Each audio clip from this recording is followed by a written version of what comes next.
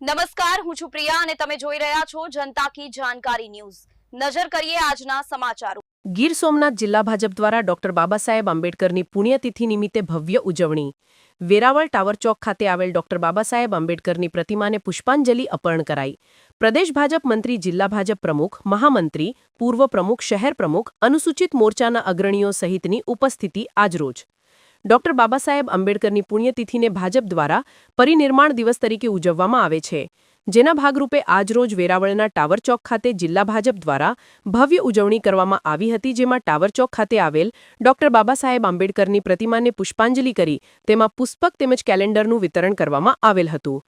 આ કાર્યક્રમમાં ગુજરાત પ્રદેશ ભાજપ મંત્રી ઝવેરીભાઈ ઠકરાર, જિલ્લા ભાજપ પ્રમુખ ડોક્ટર સંજય પરમાર, મહામંત્રી દિલીપ બારડ, મંત્રી પ્રવીણ આમહેડા, પૂર્વ પ્રમુખ માનસિંહભાઈ પરમાર, શહેર ભાજપ પ્રમુખ શૈલેષ મેસવાણિયા, પૂર્વ પ્રમુખ દેવાભાઈ ધારેચા, વેરાવળ નગરપાલિકા પ્રમુખ પલ્લવીબેન જાની, જિલ્લા અનુસૂચિત મોરચાના મહામંત્રી કાંતિ ચુડાસમા, અગ્રણીઓ પેન્ટર એચ કુમાર, બચ્ચુભાઈ રાઠોડ સહિત મોટી સંખ્યામાં ભાઈઓ તથા બહેનોની ઉપસ્થિત રહી હતી।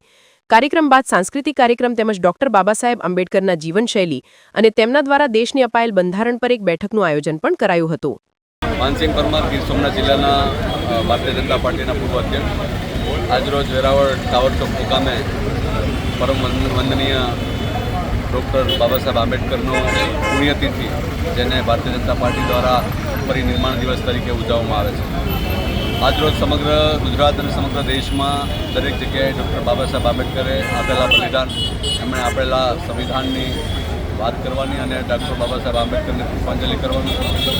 અહીંયાથી પુષ્પાંજલિ કરી અને દરેક જગ્યાએ જિલ્લા વાઇઝ એક કાર્યક્રમ રાખેલો છે, એક સભા રાખેલી છે, જેમાં ડૉક્ટર બાબા સાહેબ આંબેડકરના જન્મથી લઈ અને એમના અંતિમ મૃત્યુ સુધી એમણે આ દેશ માટે જે બલિદાનો આપ્યા છે એમની વાતો વગાડવાની છે।